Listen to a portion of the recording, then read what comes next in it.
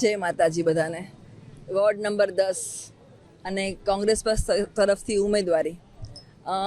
આપ સૌને ખ્યાલ છે એ પ્રમાણે સમગ્ર જગ્યા પર ઘણા બધા સંમેલન થતા હોય છે, પણ ક્ષત્રિય સમાજમાં મહિલાનું સંમેલન રાજકોટમાં પ્રથમવાર, જે ખરેખર સ્ત્રી સશક્તિકરણ છે.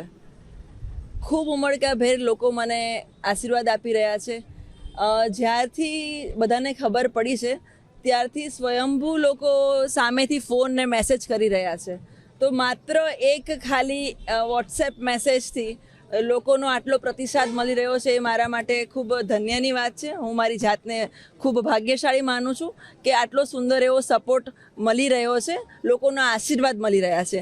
અને બીજું ખાસ એવું કહેવાનું કે જ્યાં સ્ત્રી સશક્તિકરણની વાતો થાય છે તો આ એ સમાજ છે કે જેઓ મહિલાને સંપૂર્ણપણે માન આપે છે, અને આ માનને કેવી રીતે મર્યાદા સાથે આગળ વધારવું એનું એક પગલું અહીંયા થવા જઈ રહ્યું છે.